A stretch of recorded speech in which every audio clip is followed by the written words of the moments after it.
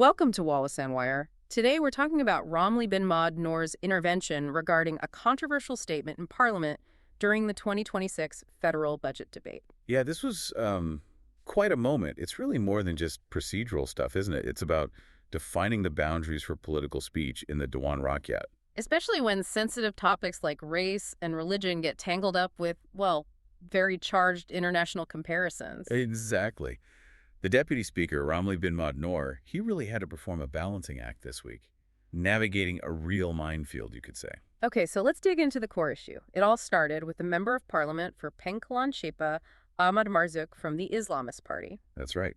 During the budget debate, he brought up a statement he'd previously made on social media, a statement that had already caused quite a stir. And what was the specific allegation his opponents latched onto? Well, the claim was that he had explicitly compared non-Malays and non-Muslims here in Malaysia to Israeli Zionists. Wow, okay. That's a heavy comparison to make in any context, let alone Parliament. Absolutely. It immediately brings in all the historical baggage and, the intense emotions tied to the conflict in the Middle East into a domestic political debate. Very sensitive. And Ahmad Marzuk, he didn't back down initially, did he? He actually defended it. He did, right from the outset. He argued that people criticizing him were just being emotional, that they were missing his intended point. Which he framed as, what, not hatred, but something else. Precisely. He framed it as a lesson, a political and historical lesson, he claimed, drawn from what happened in Palestine. A lesson aimed specifically at the Malay community. That was the target audience for his warning. He was basically saying, look, if a community gets complacent, if it doesn't pay attention to its economic position, its land ownership. It risks losing political power and, well, its land. Exactly. And to back up this rather stark international parallel, he pointed straight to domestic issues. Like income inequality. Income inequality affecting the Bumi Putra, yes. Also, low home ownership rates, and crucially, the shrinking amount of Malay reserve land. He was suggesting a kind of pattern. So taking this incredibly inflammatory comparison and trying to reframe it as a technical warning about socioeconomic trends, it's a potent political move. Highly potent, but also guaranteed to provoke a reaction. And it did, immediately. Opposition MPs tried to shut him down using points of order. The first challenge came from Rayer, the Jelutong Member of Parliament from the Democratic Action Party, right? Yes, he stood up citing Standing Order 36. Okay, Standing Order 36. For those listening, maybe not everyone knows the parliamentary rulebook inside out. How big a deal is that particular order? Oh, it's significant. Standing Order 36 is basically the rule you invoke when you believe someone is deliberately trying to stir up hatred or ill will between different groups. Ethnic, racial. So accusing him of incitement, essentially. Directly. If Rayer's motion had been accepted, Ramli bin Ahmad Noor, the Deputy Speaker, would likely have ordered Ahmad Marzuk to retract his words or potentially face disciplinary action. The stakes were very high. And what was Ramli bin Ahmad Noor's decision on that first challenge? He rejected it outright. His judgment, right there on the spot, was that Ahmad Marzuk hadn't quite crossed the line into outright incitement yet, according to the rules. So setting a sort of threshold there, controversial comparison plus a policy justification equals permissible for now. That seems to be the implication of that first ruling, yes. It suggested that merely making the comparison, when framed as a warning about domestic policy, didn't automatically trigger the incitement rule. But that wasn't the end of it. The Democratic Action Party MPs didn't just give up. No, they shifted tactics. Lee Chuan Hao, the Ipoh Timur Member of Parliament, also from the Democratic Action Party, raised a second objection. Different grounds this time. Yes, this time they used Standing Order 36, but subsection 12. This one deals with misleading the House. A different angle. Okay, so what was the argument there? How was he supposedly misleading Parliament?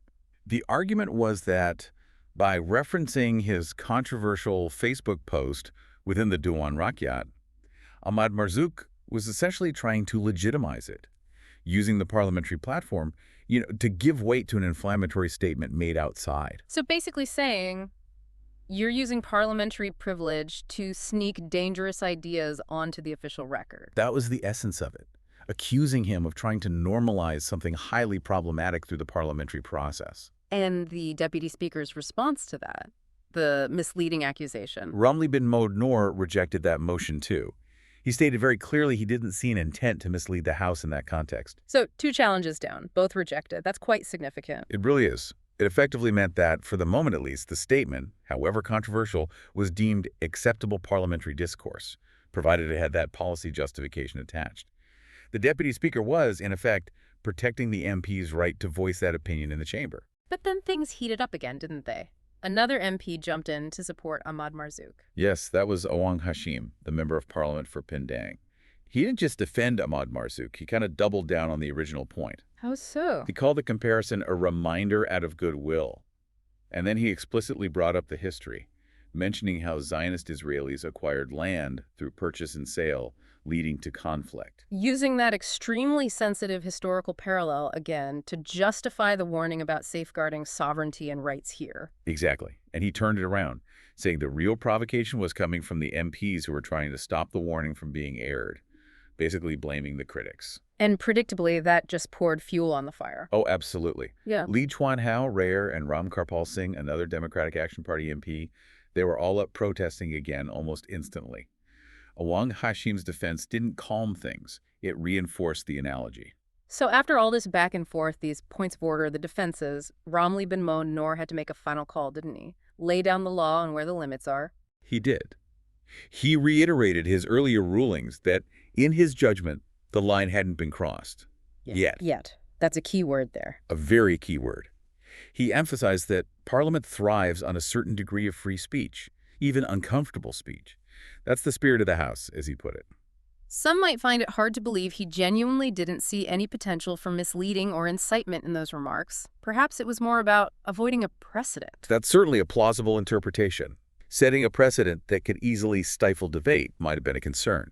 But he followed it up with a very direct warning. And that warning was aimed at everyone, right? Not just one side. Absolutely crucial point. He made it crystal clear.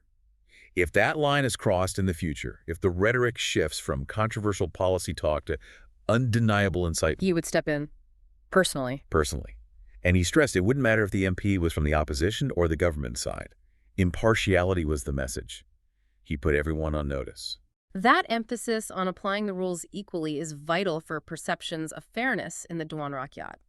Did he offer any recourse for those who still disagreed with his rulings? Yes, he pointed them towards Standing Order 43. That's the formal procedure for appealing a speaker's ruling. So while the debate moved on under his decision, he upheld the procedural framework. The MPs had a way to challenge it formally, even if not right then and there. So this whole episode really throws a spotlight on that constant tension, doesn't it? Between the need for robust debate by elected officials and the absolute necessity of maintaining harmony in Malaysia. It really does. The deputy speaker's rulings, especially that final, firm but impartial warning, effectively map out the current safe zone, if you can call it that, for this kind of rhetoric. The message seems to be, you can use these incredibly sensitive international comparisons, but you must tie them explicitly to domestic policy concerns like land or economics. And be prepared for intense scrutiny from the speaker's chair. Any step over that line into pure incitement and the protection might vanish. Ramli bin Mohd Noor has basically defined the operating boundary for talk about identity and sovereignty for now. It definitely leaves us with a lot to think about when you have politicians using these loaded international conflicts to talk about domestic issues like land ownership, like inequality.